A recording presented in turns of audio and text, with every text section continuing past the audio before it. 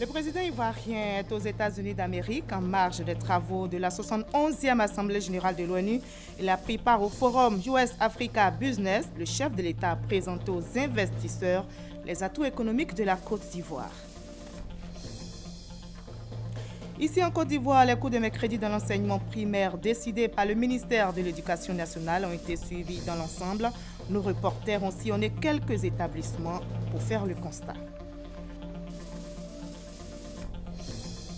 Aujourd'hui, 21 septembre, l'attention est portée sur la maladie de l'Alzheimer, une maladie mortelle du cerveau qui touche principalement les personnes âgées de 50 ans et plus.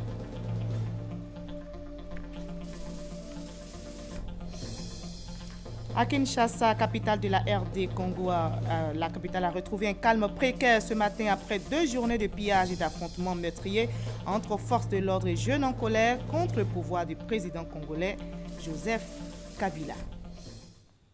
Bonsoir à tous, bienvenue dans le 20h sur RTI 1. Les dirigeants de la planète sont actuellement réunis à New York aux États-Unis pour la 71e Assemblée générale de l'ONU. Le président ivoirien est sur place. En marge des travaux, il multiplie les rencontres. Il a pris part au forum US-Africa Business. Le chef de l'État a présenté aux investisseurs les atouts économiques de la Côte d'Ivoire. Il s'est aussi entretenu avec une délégation de l'Internationale libérale. Nous explique notre envoyé spécial Viviane Aimé. Ce sera dans nos prochaines éditions. Pour l'heure, intéressons-nous à cette audience accordée par le chef de l'État, toujours aux États-Unis d'Amérique. C'est une rencontre avec une délégation de l'Internationale libérale qui a rendu visite donc ce mercredi au président de la République, Alassane Ouattara, pour lui remettre la plus haute distinction dans l'ordre de l'Internationale libérale, qui est la boutonnière de la médaille du libéralisme. Une délégation de l'Internationale libérale conduite par son président Julie Minoves, qui est venue lui témoigner ses félicitations pour l'œuvre de développement qu'il conduit depuis 6 ans à la tête de la Côte d'Ivoire. J'ai octroyé la boutonnière de la médaille du libéralisme au président Ouattara pour qu'il puisse l'apporter. C'est notre plus haute décoration, n'est-ce pas? Et nous avons parlé du manifeste libéral 2017, qui est pour le 70e anniversaire de l'Internationale libérale, un document refondateur. Et j'ai demandé au président qu'il nous donne ses idées. On a parlé des droits de l'homme, de l'importance de mettre l'homme au centre de toutes les discussions. Être libéral ne veut pas seulement dire parler d'économie, ça veut pas dire parler des affaires humaines, de la nécessité de faire la vie des personnes un peu meilleure que celle qu'elle est en ce moment. Et puis on a parlé aussi de ce qui se passe en Côte d'Ivoire, la nouvelle constitution. Nous l'avons félicité pour cette initiative qui est remarquable et surtout pour le fait que de la nouvelle constitution, plus de 40 articles sont justement pour protéger les droits des gens. Et donc une grande initiative. Et puis l'économie, évidemment. Le miracle ivoirien en ce moment, 9% de croissance, c'est extraordinaire. Et nous croyons que c'est un exemple pour le monde. Je représente plus de 100 partis libéraux dans le monde. Et le parti du président Ouattara est un de nos exemples. Créé en 1947, soit il y a 69 ans, l'Internationale libérale regroupe les partis politiques libéraux du monde entier. Son siège est à Londres. On reste aux États-Unis où les travaux de la 71e Assemblée générale de l'ONU ont démarré hier. Le président Ouattara sur place va présenter la candidature de la Côte d'Ivoire au poste de membre non permanent du Conseil de sécurité des Nations unies. Demain jeudi, il prendra la parole à la tribune de l'ONU, nous explique Viviane Aimé. La 71e session annuelle de l'Assemblée générale des Nations unies a ouvert ce mardi son débat général marqué par les interventions de plusieurs chefs d'État, dont les présidents Barack Obama des États-Unis et François Hollande de la France, à la tribune de l'Assemblée générale. Jeudi, le chef de l'État ivoirien, le président Alassane Ouattara, interviendra à cette tribune et fera ainsi entendre la voix de la Côte d'Ivoire. Depuis son accession à la magistrature suprême, le président de la République Alassane Ouattara a toujours tenu à marquer la présence de la Côte d'Ivoire chaque année à ce grand rendez-vous de la communauté mondiale, ce qui a pour résultat que la Côte d'Ivoire est visible sur l'échiquier international et de ce fait mieux connue des bailleurs de fonds et des investisseurs. Cette prise de parole devant l'Assemblée générale avait des allures de testament d'adieu pour le président américain Barack Obama en fin de mandat à la tête de son pays. Il a félicité les progrès enregistrés par le monde libre et a fermement condamné toutes les formes d'extrémisme religieux ou idéologique. Fin de mandat également pour le secrétaire général de l'ONU Ban Ki-moon qui après 10 années d'exercice va bientôt céder son fauteuil. Le président français François Hollande, quant à lui, a lancé un appel à l'ONU pour soutenir l'initiative de l'électricité pour tous les Africains. Une initiative lancée par la France et qui bénéficie déjà du soutien de 10 bailleurs de fonds qui se sont engagés à mobiliser 10 milliards d'euros d'ici 2020. Le chef de l'État ivoirien, pour sa part, interviendra jeudi pour présenter au monde sa vision. Ce mardi, en marge de l'Assemblée générale, il a eu une rencontre avec le président de la République portugaise, Marcelo Rebelo de Sousa. La crise en Syrie est au centre des débats à l'ONU. Le Conseil de sécurité s'est réuni en urgence aujourd'hui. Les ministres des Affaires étrangères des 15 pays membres du Conseil de sécurité veulent trouver une solution à la crise en Syrie, où la trêve issue de l'accord russo-américain a volé en éclats. Un convoi a été bombardé dans la nuit d'hier à aujourd'hui, faisant 20 morts. Pour Ban Ki-moon, la tragédie en Syrie est une honte. Il implore donc les grandes puissances à user de leur influence pour mettre fin aux hostilités, faciliter l'accès à l'aide humanitaire et permettre ainsi aux Syriens de sortir de l'enfer où ils sont pris au piège.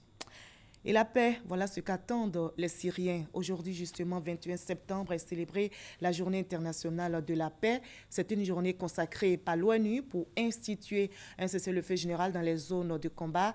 Une journée pour renforcer la paix au sein des pays et entre les peuples. En Côte d'Ivoire, le ministère de la Solidarité et de la Cohésion sociale mène des actions en faveur de cette paix. Mais quelles sont ces actions?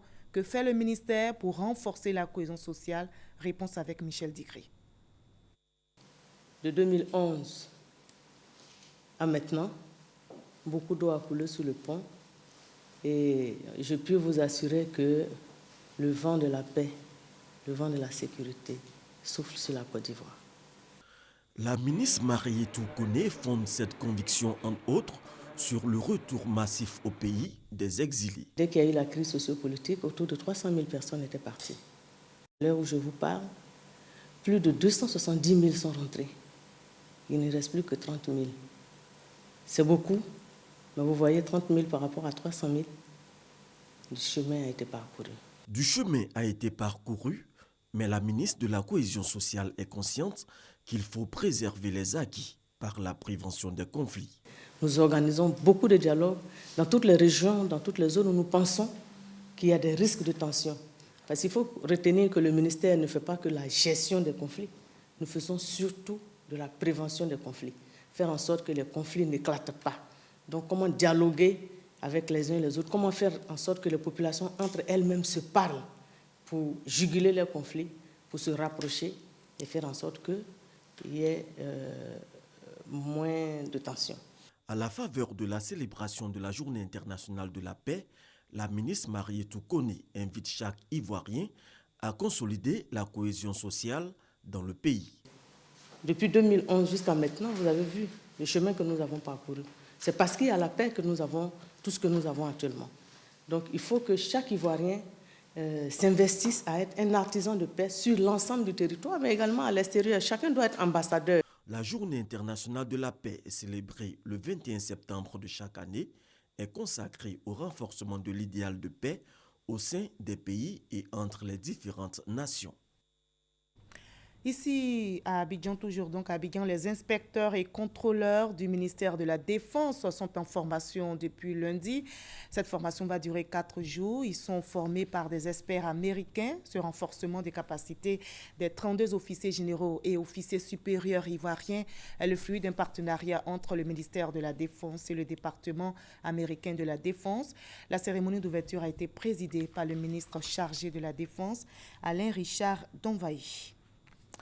Les coûts de mercredi décidés par le ministère de l'Éducation nationale pour augmenter les heures de formation des élèves du primaire ont été suivis dans l'ensemble aujourd'hui. À Abidjan, les élèves et enseignants étaient au rendez-vous dans les classes, mais dans certains établissements comme à Bouaké, la mesure n'a pas été totalement suivie. On fait le constat avec nos reporters. Ce mercredi 21 septembre 2016, dans la commune de Cocody, précisément au groupe scolaire municipalité 1 et 2, la plupart des classes restent fermées. Sur un effectif de 342 élèves, seulement 30 sont présents. Aucun enseignant n'est là. En revanche, les différents directeurs sont à leur poste. Après Cocody, à Djamé, un décor contraire. Ici, nous sommes à l'EPP municipalité 1, 2, 3 et 4. Élèves et enseignants sont au rendez-vous. Même ambiance à William-Civil. C'est l'heure de la pause. Des élèves rejoignent leur famille. Ceux qui ne sont pas à jour restent en classe pour recopier leurs leçons. Les élèves ne cachent pas leur joie. Ils sont heureux d'aller à l'école les mercredis.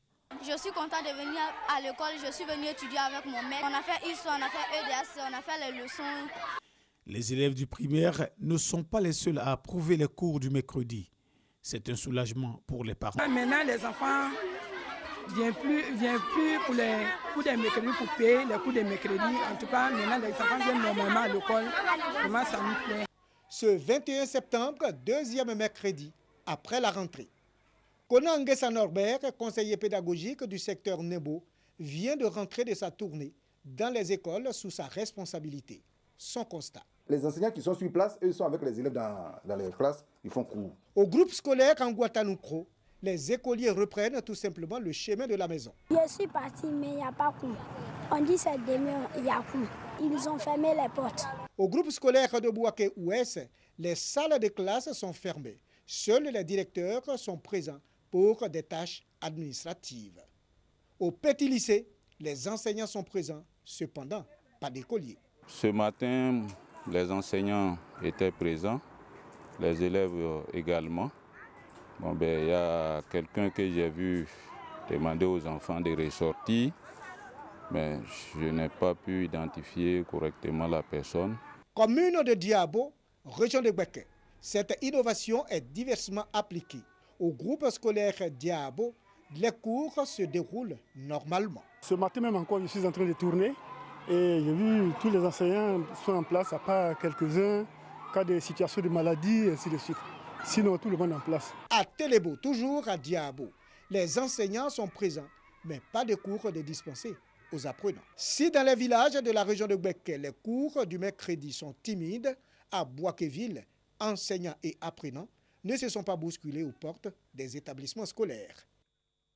Et ce mercredi 21 septembre, l'attention est portée sur la maladie de l'Alzheimer, une maladie mortelle du cerveau qui touche principalement les personnes âgées de 50 ans et plus. Dans le monde, environ 47 millions de personnes sont touchées par cette maladie. Mais quelles sont les mesures de prévention? Comment éviter la maladie de l'Alzheimer? Élément de réponse dans le reportage d'Aurélia Droukoula, commenté par Grace Kanto.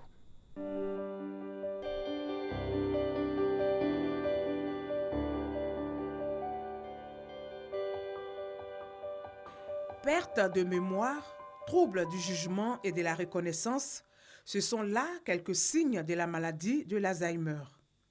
L'Alzheimer est une maladie mortelle du cerveau. Elle est caractérisée par la perte progressive de toutes les fonctions intellectuelles, notamment la mémoire, le langage, la reconnaissance et les gestes. Au plan biologique, ça se définit essentiellement par les plaques séniles et une dégénérescence, une mort des neurones du cerveau. Selon l'Organisation mondiale de la santé, OMS, il s'agit de la forme la plus commune des démences. Sa principale cible, la mémoire, la maladie touche principalement les personnes âgées de 50 ans et plus. Avec le temps, le patient atteint de cette maladie a de plus en plus de difficultés à mémoriser les visages, à se rappeler la signification des mots et à exercer son jugement. La présence d'une protéine spéciale qu'on appelle la protéine A-bêta-42 et c'est ça qui est la stigmate de la maladie. À partir d'un certain âge, certaines personnes ont la présence de cette protéine dans leur cerveau et cela entraîne la mort de leurs cellules cérébrales. Ça, pour le moment, on n'est pas capable de le dire. Quand elle fait irruption dans la vie de la personne atteinte, elle touche à l'identité de l'individu et à son autonomie. À ce stade, les conséquences peuvent être très graves pour le malade. Il y a la mort des neurones, il y a la présence de substances anormales qu'on appelle les plaques séniles. Ce qu'il faut dire, c'est que la perte d'une seule de ces fonctions ne fait pas une démence. Par exemple, quelqu'un peut avoir une perte de mémoire isolée. Il n'est pas dément, donc il n'a pas une maladie d'Alzheimer. Pour les personnes atteintes de l'Alzheimer, la durée de vie est de 2 à 5 ans. Pour éviter d'en arriver à ces conséquences désastreuses, une prise en charge et un traitement adéquat s'imposent.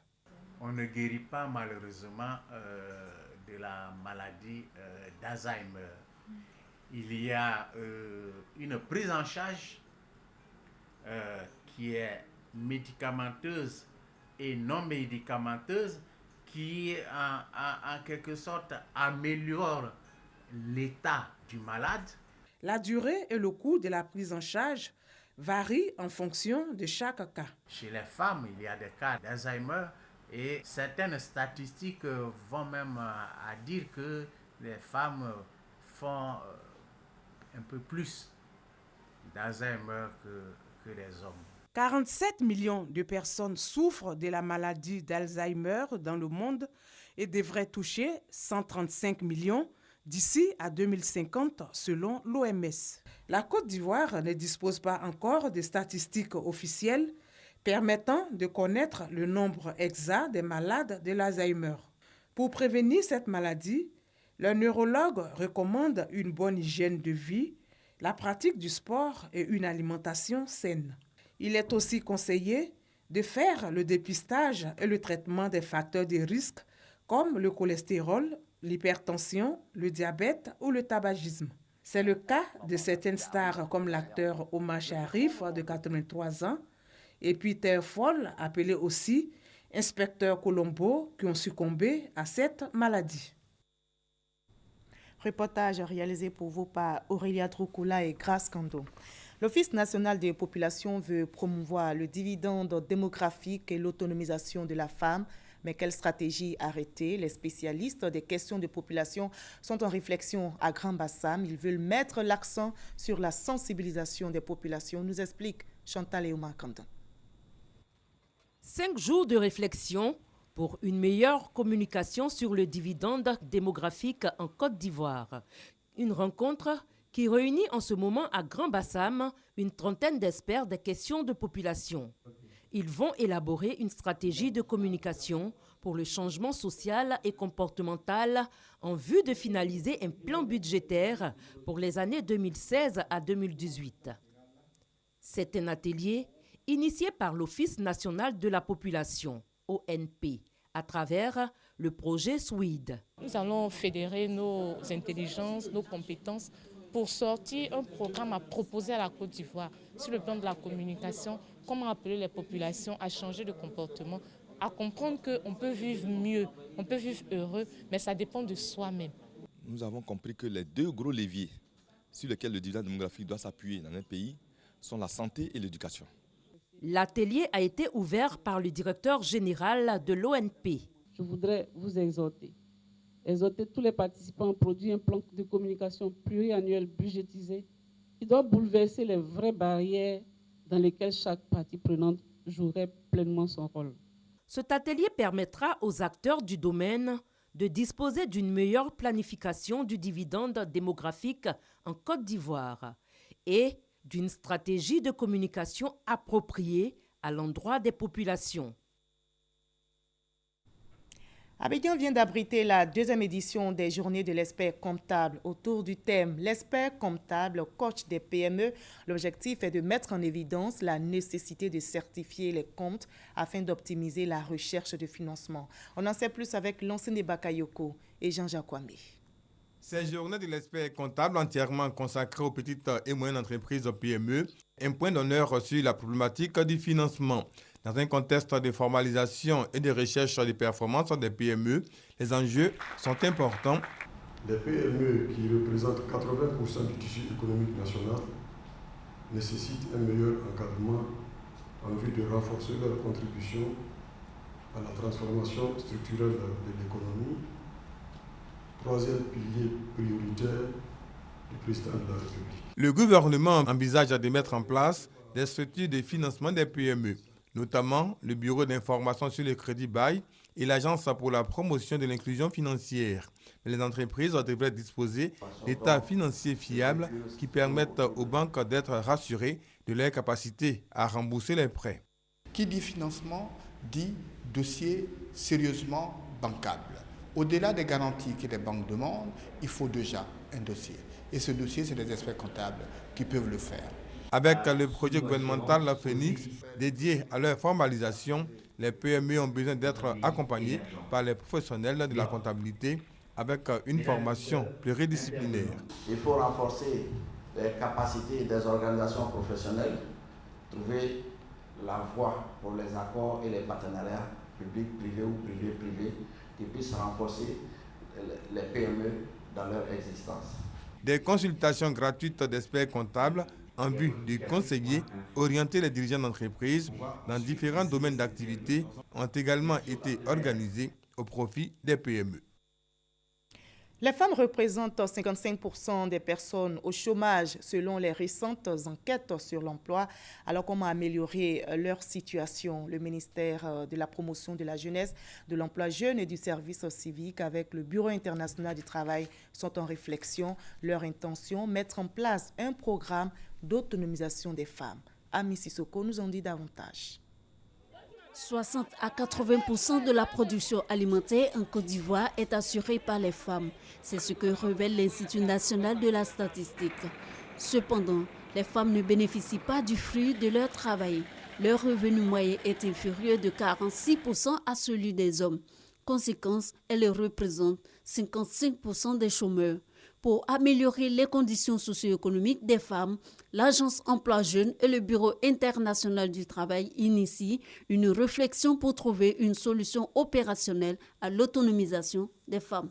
Il s'agit de pouvoir avoir un projet qui intègre la formation, l'insertion et l'entrepreneuriat pour que ces jeunes femmes-là puissent contribuer davantage à la création de la richesse partout en Côte d'Ivoire. Sur le marché du travail, il faut dire qu'il y a des grandes disparités entre les hommes et les femmes en Côte d'Ivoire.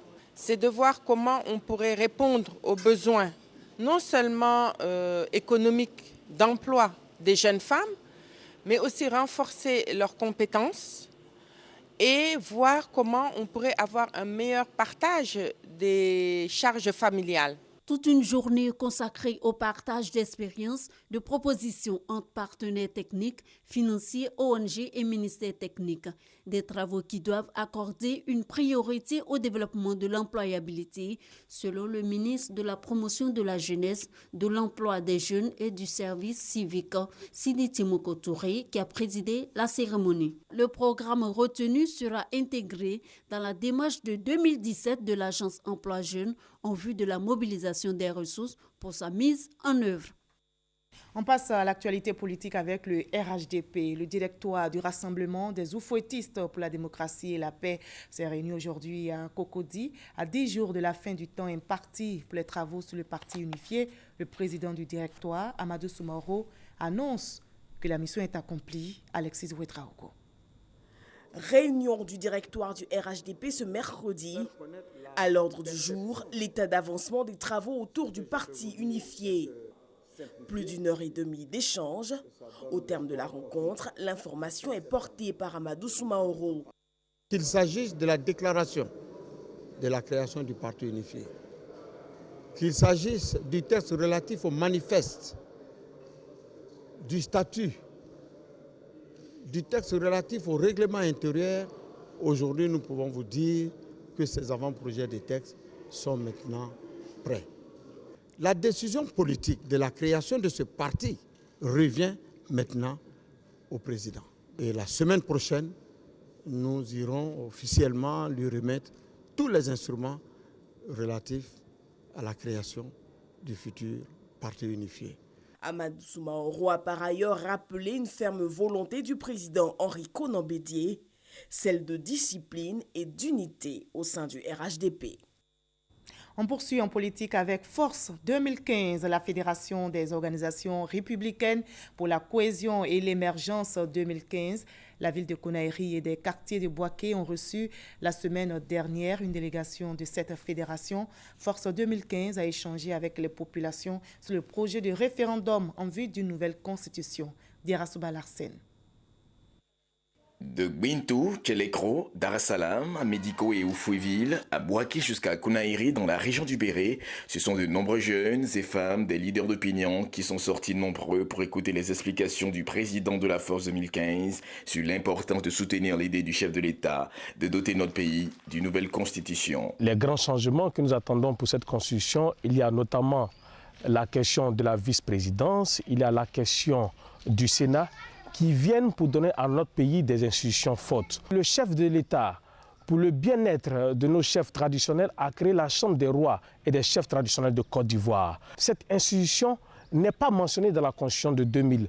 Tout cela devait donc exister dans cette nouvelle Constitution. Des explications qui ont eu pour effet le soutien des hôtes de la Force 2015 au projet d'élaboration d'une nouvelle Constitution. Et désormais, nous savons que c'est une Constitution qui est bien pour tous les enfants de la Côte d'Ivoire, pour nous permettre de retrouver la cohésion perdue. Outre les messages sur le référendum constitutionnel, Chania Oré a également invité ses hôtes à la solidarité autour des actions du chef de l'État. Aux militants du RHDP, il leur a demandé une grande implication dans la naissance du parti unifié, gage de stabilité et de développement. Profitant de ces rencontres, le président de la Force 2015 a fait de nombreux dons aux populations. Hors de la Côte d'Ivoire, Kinshasa, capitale de la RDC, a retrouvé un calme précaire ce matin après 2 journées de pillage et d'affrontements meurtriers entre forces de l'ordre et jeunes en colère contre le pouvoir du président congolais Joseph Kabila.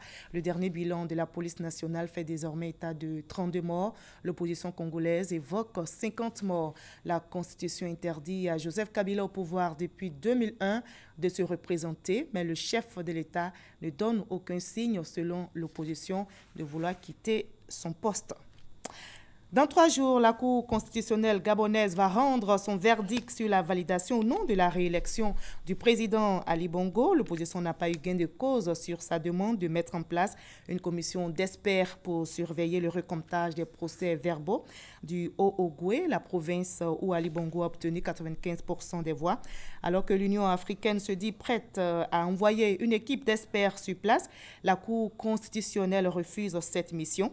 Il n'y aura pas de recomptage des procès-verbaux, mais un contrôle de leur régularité, a déclaré cette Cour aujourd'hui. Un travail pour lequel la venue d'experts de l'UA n'est pas nécessaire, a déclaré toujours la Cour constitutionnelle gabonaise. Comme on le voit, l'UA n'aura finalement pas de droit de regard sur le processus. En France, la haute autorité pour la primaire de la droite a validé 7 candidatures sur 11 aujourd'hui, donnant ainsi le coup d'envoi de 2 mois de campagne officielle avant le scrutin des 20 et 27 novembre prochains. Au nombre des candidats retenus, on peut noter les noms de l'ancien président français Nicolas Sarkozy, l'ancien premier ministre François Fillon et d'Alain Juppé, l'ancien ministre des Affaires étrangères sous Nicolas Sarkozy. L'ancien président Lula da Silva, à la tête du Brésil de 2003 à 2010, sera jugé pour corruption et blanchiment d'argent dans le scandale politico-financier Petrobras. C'est ce qu'a annoncé aujourd'hui le juge fédéral du Brésil. Sachez que les procureurs chargés de l'enquête avaient déjà accusé Lula le 14 septembre dernier d'avoir été le bénéficiaire direct de largesses du groupe à hauteur de plusieurs millions de francs CFA. Et cette nouvelle triste en Côte d'Ivoire, ce communiqué que je vous livre maintenant, Son Excellence M. Alassane Ouattara, président de la République de Côte d'Ivoire, M. Daniel Kablan-Duncan, Premier ministre, ministre de l'économie, des finances et du budget, chef du gouvernement, M. Abdallah Albert Ouakeus Mabri, ministre des Affaires étrangères, ont la profonde douleur d'annoncer le décès de Son Excellence M. Claude Christian d'Assis Béké, ambassadeur, secrétaire général du ministère des Affaires étrangères, survenu à Paris le samedi 17 septembre dernier. La date de l'arrivée à Abidjan de la dépouille mortelle et le programme des obsèques seront communiqués ultérieurement. Et comme vous l'avez entendu, la Côte d'Ivoire a perdu un fils, un de ses hauts cadres. Vous l'avez également entendu, il s'agit de l'ambassadeur ivoirien Claude Christian d'Assis Béké, secrétaire général du ministère des Affaires étrangères. Il était l'un des plus célèbres diplomates en Côte d'Ivoire. Son décès est survenu, je rappelle, samedi dernier. Claude Béké d'Assise a marqué le monde de la diplomatie, nous rapporte Sidonie Davila. La diplomatie ivoirienne a perdu l'un de ses vaillants artisans. L'ambassadeur Claude Béké d'Assise a tiré sa révérence le samedi 17 septembre. L'icône de la diplomatie ivoirienne, le secrétaire général du ministère des Affaires étrangères, s'est éteint à l'âge de 65 ans en France. Grand diplomate et personne attachée aux valeurs de son pays, la Côte d'Ivoire, il a été fait officier de l'Ordre national en 1999 et commandeur de l'Ordre national de Côte d'Ivoire en 2002, avant d'être élevé plus tard au rang de chevalier de la Légion d'honneur de la République française. Claude Béké d'Assise est considéré comme un diplomate chevronné. Il a conduit la délégation ivoirienne en 2013 à la 64e session du comité exécutif du programme du Haut Commissariat des Nations Unies pour les réfugiés au Palais des Nations à Genève. Claude Béké d'Assise part en laissant derrière lui 4 enfants. La dépouille du diplomate ivoirien devrait être rapatriée les prochains jours. Ainsi va le monde. L'actualité continue et à 23h, Maïsako prendra le relais. Merci à vous tous de votre aimable attention.